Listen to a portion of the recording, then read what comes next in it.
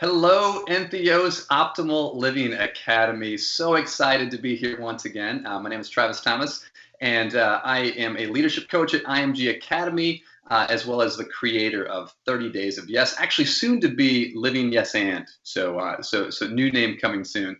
Life coaching and public speaking. But a veteran here. I guess 4 or 5 talks makes me a veteran at this point. I think that qualifies. But our talk today is how to ditch the victim mindset. The other title we could have used is how to make $1 billion, and I'll tell you why. And actually, I'm going to give you permission to make that $1 billion. I just want 1%. I'm not greedy. Just give me 1%. We'll talk about that $1 billion in a little bit. That sounds a little cheesy, though. So let's stick with how to ditch the victim mindset. So this whole talk really, there's one quote that I think really captures this talk, and it's a quote from Shakespeare. I think it was Hamlet. Nothing is either good or bad, but thinking makes it so. All right, think about that for a second. Nothing is either good or bad, but what makes it so? But thinking. All right, so our whole talk about victim or victor mindset today is going to sort of revolve around the crux at the heart of what that quote actually means. So what I want you to do right now, I want you to ask yourself, on a scale of 1 to 10, how happy are you? Just in your head, give yourself a digit. Are you at a 9? Are you at a 10? Ooh, that'd be awesome if you are. Congratulations. Are you at a 5, a 6? Or are you wallowing down in a tough spot right now? So where are you? Just be honest with yourself. You don't need to tell anybody. All right. So I believe that there's this happiness scale or this peace scale, whatever you want to call it, that exists for all of us. And I think we all have sort of a default of where we rest for the most part. Now, granted, when something awesome happens, that spikes us up a little bit on the happiness scale. And when something bad happens, that knocks us down a few notches, depending on the severity of the event.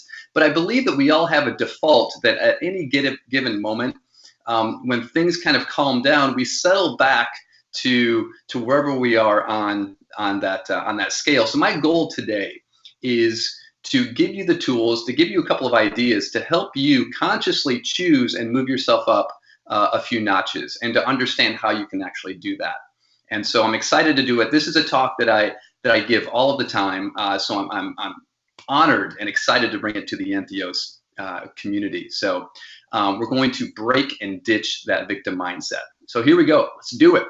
Victims be damned. Here we go. Big idea number 1. What is your lens?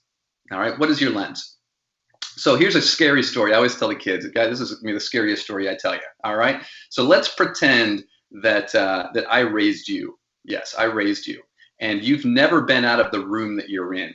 Right? There's no windows on it. So I've raised you in that room. Kind of scary. I know I'm a nice guy, but still kind of scary. So I raised you in that room, and I say, today is the big day. Today, you're going to go outside. I'm going to give you a notepad and a pen. You have 10 minutes to write down everything that you see.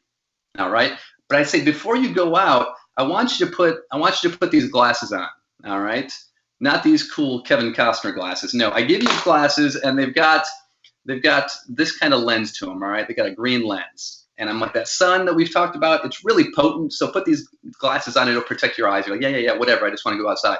So you go outside and you see, oh, wow, a tree. And you write down the tree. And you're like, oh, those people. Yeah, people. And cars. And you write down all these things. You come back in after 10 minutes. I'm like, all right, tell me, what did you see? And you're like, oh, wow. There was these people. I'm like, well, what color were they? You're like, well, they were green. And I was like, oh, there's the trees. What color were they? And you're like, oh, they were green. And there's cars. What color were they? Green. Everything that you saw was green, right? And so what I didn't tell you is that I went outside and I had a different pair of glasses on, right? And these are what my glasses look like. My glasses had a red lens to them. And you say, well, I mean, what do you mean the trees were green? They were red. And the people, great, no, they were red. We're arguing. Everything's green, red, green, red, green, red. So who's right? Right? Who's right? Are you right? Am I right? Are we both right? Are we both wrong? Maybe yes to all of the above. The truth is, what we see, our perspective, our lens is what we experience. The lens through which we view the world is how we view the world. So my question to you today is, what does your lens look like? And so I usually do this in a diagram, but we'll kind of visually go there together. So the first thing I want you to envision is there is you. And then you've got this metaphorical lens through which you view the world. So let's just talk about that lens for a second. I called the lens your perspective. So the way that you look at everything is clearly your perspective. And so whether you think something is good or bad is usually your perspective. So let's just go a little bit deeper. What is our perspective usually based on? And people could say, well, it's how you up, your life experiences, your religion, things like that, which could be true.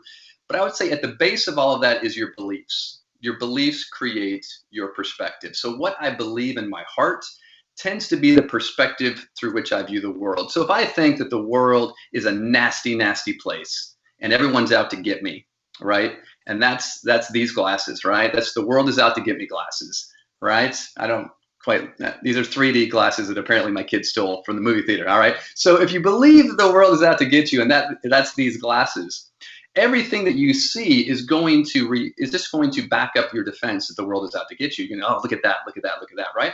If I put my Kevin Costner glasses on, which are the world is a great place and everyone is loving, I'm going to see examples all the time based on my perspective. And my perspective is based on my beliefs. Simple. Here we go. We've got you, we've got your perspective, all right? And your perspective is based on your beliefs. Simple pie, simple pie. I'll tell you why this is going to be a billion-dollar idea later. All right. And then we have life. All right. Your lens, and on the other end of that lens is life. And for the sake of this argument, all right, life is just what's happening. But before we get there, I realized that I got so excited that I'm jumping ahead of myself. All right. So big idea number one is, what is your lens? Big idea number two is the earth is not flat. And right, what do I mean by that? You know, for thousands of years, right, we believed that the earth was flat. Well, not you and I, it was kind of before our time, right? But we believed that the earth was flat, right? Don't sail out too far because you would fall off the face of the earth. And so that belief affected our behavior, right? Think of all the things of how people adjusted to that belief. Now we know at this point that that belief wasn't true, but it affected our behavior. So when we talk about our beliefs, when we talk about our perspective, don't mistake belief with truth, but just know that our beliefs tend to inform how we view the world, but it doesn't necessarily mean that it's true. And that's a huge, huge point to understand. And that's why our beliefs are just simply our perspective, and they really help define how we view the world. But we'll talk about those more. So big idea number three is life equals what's happening. Okay, what I mean by that, life is simply the facts of what is happening. So you've got your perspective through which you view the world, boom, and then you've got life. It's just happening. Whatever is happening right now, right? What is happening right now? I'm giving this talk, which I love doing, right? But the facts are I'm giving this talk. The reality is right now you are sitting in a room watching this talk. There is no value to what is happening right now until you choose to give it value. Nothing is either good or bad, but thinking makes it so. So the fact that you are watching this talk right now is neither good or bad until your perspective or your beliefs or your opinion give it judgment. Let me give you another quick example, as if you don't get it already. But let's say the room that you are sitting in, the walls are painted red, right? The walls are red. Let's say you hate the color red. So if you hate the color red, you're going to look at the walls of the room and go, this is an ugly room. And then I walk in, and I don't know how I got there, but I walk in and I love the color red. And I'm like, oh my gosh, I love these walls. What a beautiful room. The room is just a room. The walls are just the color red. Whether I like them or not is simply my perspective, my beliefs. And so the facts are just the facts. But that's what we do. The facts, what is happening has no value. So as we talk about this, remember that what is happening has no value until you choose to give it value. Same walls, different beliefs. Both of us are standing in the same room, looking at the same walls, different behavior because we have two different beliefs. All right, you with me? It's still common sense, right? It's not a billion-dollar idea yet. All right, stay with me. Big idea number four. So therefore, happiness is your choice. If we stop this talk right now, I could just say, listen, your beliefs decide whether you're happy or not. All right? They color your experience, no pun intended, of how you view the world. So therefore, happiness is a choice. So wherever you are on your happiness scale, you are there because you have a set of beliefs that have put you there based on how you are judging and valuing everything going on in your life and going on in the world. That makes sense, right? That's kind of it's a big idea. So we're not going to stop there. I'm not going to leave you there. That'd be mean. Let's not stay there. Let's go on to big idea number 5. Beware of the big 3. Okay, before I get to the big 3. So we've got you, we've got your lens. Life is what's happening, okay?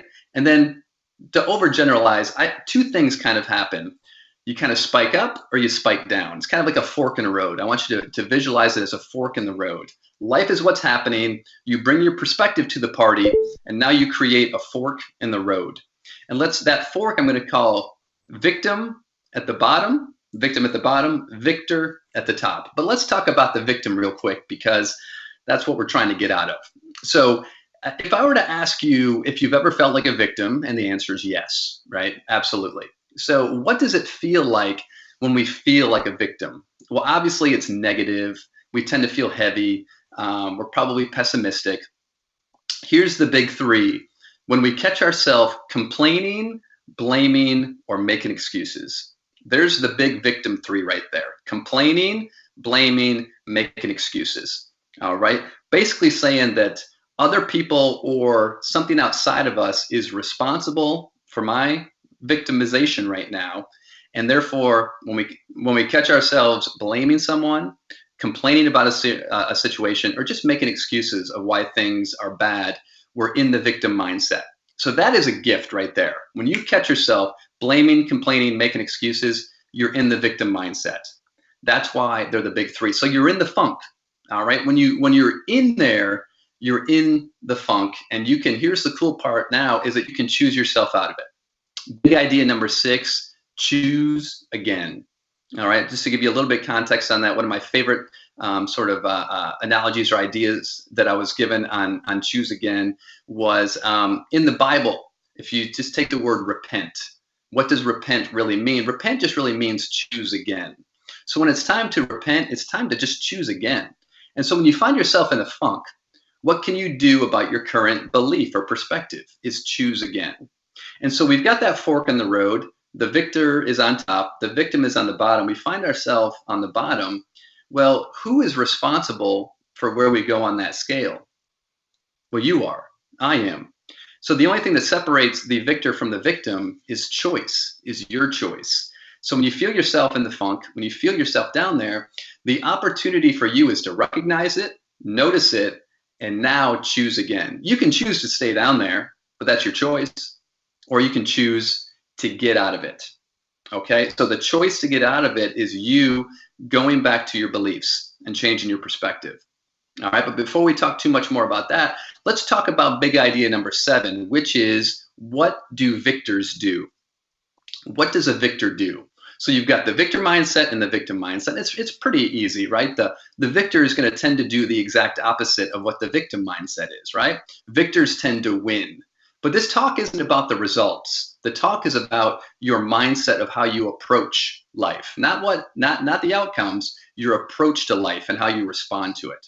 Okay, so a victor mindset, they're going to tend to be positive, right? Instead of blaming, complaining, making excuses, they take ownership and responsibility of what's happening, right? They're taking ownership and responsibility of their role in how they are choosing to respond to what's happening. The victor mindset, you tend to adapt, you be flexible, and you do your best. You're constantly living under that mantra of control what I can control and do my best. Whatever is happening, you are just adapting, responding, choosing your response, and just doing your best. Which is why when you think about which mindset, the victor or the victim mindset, are you going to be successful and accomplish things? Clearly, it's always going to be in the victor mindset, because you're constantly growing, improving, learning, and getting better. In the victim mindset, you're attached to the outcomes and you believe that you're invaluable because something bad happened, and then you just lash out at the world and everyone else as being the cause of why you're unhappy. All right, so the victor, we have to understand what the victor does if we're going to be able to choose our way into being a victor, right? So we've got the fork in the road. The event happens. You choose where you go, victim or victor. The choice is yours. And that's why we're at the big big idea number 8, which is the $1 billion question. Travis, why is this a $1 billion question? Because this is why.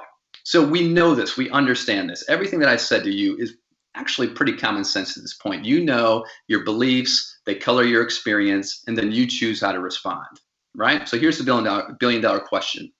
So if I were to ask you, how do you move yourself up on the happiness scale? Where do I need to focus my attention to move myself up on the happiness scale? Do I need to focus it on the events that are happening in my life? Or do I need to focus it on my beliefs? And all of you right now, I'm pretty sure you're saying, Travis, it's clearly your beliefs. Yeah, and you're absolutely correct, right? And this is why this is the $1 billion idea. Be honest with yourself for a second. And now when I ask you, where do you spend the majority of your thought thinking about? Do you go back to your beliefs, or you go back to what is happening? And you fall into the trap of getting caught in wanting to change what's happening and the facts instead of changing your perception about what is happening. Because this is what we do. If you do either one of these two things, you're caught in the trap. If you have thoughts such as, if only, or when I. If only I had won that game. If only I had gotten that promotion. If only she had said yes. If only my parents were better. Or you play the other game. When I get that promotion, when I finally get married, when I finally get that new car, right? That's where our thoughts spend a lot of the time. We fool ourselves into thinking, if only we could control the current events and make our facts better, oh man, would I go up that happiness scale and I would stay there. But we know that's the illusion. We know that we can't have great things happening to us all the time. We can't win the lottery and then win the lottery again and then get everything that we would humanly choose, right? We know that's not reality. And we all know that we've had awesome things happen to us. But what happens? After time, where do we go? We settle back to our default on our happiness scale. You know, we've all come across people who have more wealth and stuff that they will ever need in their life, yet they're not very happy people. And we all know people that don't have much to call their own from a material possession standpoint, yet they tend to be really, really happy. And I use this example of a good friend of mine who on 2 different occasions lost 2 of her children to drunk drivers. Now think about that for a second. 3 kids, lost 2 of them to drunk drivers on 2 different occasions, and their child was not at fault. If you were to meet this woman and not know anything about her story, she has the most life and joy than anyone you'll ever meet. It's clearly not based on what has happened to her in her life. It's based on how she believes and her perspective about life and the world that keeps her up there close to a 9 or a 10. But we spend all right, turn the TV on, and what do the commercials? Does a commercial ever say, hey, you don't need the new Cadillac, you just need to change your perspective you have about your current car? No, it doesn't happen. You need to get the new car, you need to get the new this, you need to get the new this, the new iPhone, and because that's where the happiness is going to be, right? We get so focused on, if I could just make my facts better, my happiness is going to be better. And we know that's the lie. So big idea number 9, nurture the roots to change the fruit, right? The analogy of the roots in the tree is still one of my favorite analogies. Because if you want to change and improve your happiness, you just can't go back to what's happening. You need to go back to your beliefs. You need to go back to the roots. The beliefs are the roots that create the fruit of your experience. The way that you view the world, what is happening on a day-to-day basis, and this might be hard to swallow, but it's true. What is happening on a day-to-day basis is kind of irrelevant. What happens is kind of irrelevant. Your beliefs about what is happening is all that is ever relevant. And that's where our happiness comes from. And the reason this is the $1 billion idea is because all of us on an intellectual level understand that the path to true happiness is by focusing on our beliefs. But it takes just a snap before we get sucked right back into playing this game of wanting to mistakenly get more stuff, or just change the events of what's happening, and that's what's going to make us happier. When all of the evidence, all of the proof is just focus on your beliefs. What story have you created about something that's causing your unhappiness, or causing your anxiety, or causing your stress? And it all goes back to that choice. So big idea number 10, good or bad, who knows? One of my favorite stories, I believe it's in I know it's in a few places, but I believe it's in Eckhart Tolle's A New Earth. Tells a story about a farmer and his son. And one day the son leaves the barn door open and all the horses run away. That's obviously a bad thing. And the neighbors come over to the farmer and they say, "We heard about the horses. That's so bad." And the farmer responds, "Good or bad, who knows?" The neighbors kind of give him a look like, all right, whatever. Well, about a week later, the horses come back and they actually attracted more wild horses. So now they have more horses than what they began with. And the neighbors come over and they tell the farmer, "We heard about the horses. That's so good." And the farmer responds, "Good or bad, who knows?" Weird. All right. A couple of weeks later, the son tries to go out and tame one of the wild horses. He gets bucked off on his shoulder, breaks his shoulder, can't work for a couple months. The neighbors, "Oh, we heard about your son. We feel so bad." And the farmer responds, "Good or bad, who knows?" A couple years later, the country goes to war. The military comes to recruit kids to fight on the front line. So they put his son through a physical, but his shoulder never healed properly. So they turn him down so he doesn't have to go to war, gets to stay home with his dad. The neighbors come over, "We heard about your son. That's so good." Farmer responds, "Good or bad, who knows?" The answer, the key to us raising ourselves up a few notches on that happiness scale is realizing that life is good or bad, who knows? It is simply the choice that you have decided to label every experience as. Because I guarantee you right now, if you take a moment and you reflected back on your path of how you got to where you are today, you can tell me that some of the amazing things in your life would not have happened if some quote unquote bad things that you labeled them at the time weren't on that path. And we all know that some of the best experiences in our life, and the reason we are where we are today, is because we had to deal with bad experiences. We had to deal with adversity. So instead of labeling everything in front of our face, good, bad, good, bad, good, bad, good, bad, can we accept it for what it is? It's just happening. And how we choose to respond to it is always up to us. So if we notice ourselves having a negative reaction to it, we want to call it bad, that's a great opportunity for us just to notice, wow, I'm really wanting to label this as bad, but what can I learn from it? And now it's kind of good. Or when we're having an experience like this is kind of good, you can ask yourself, wow, why does this feel so good? And you can notice why it feels good and go, oh, okay, this is why it feels good. And then just enjoy that experience.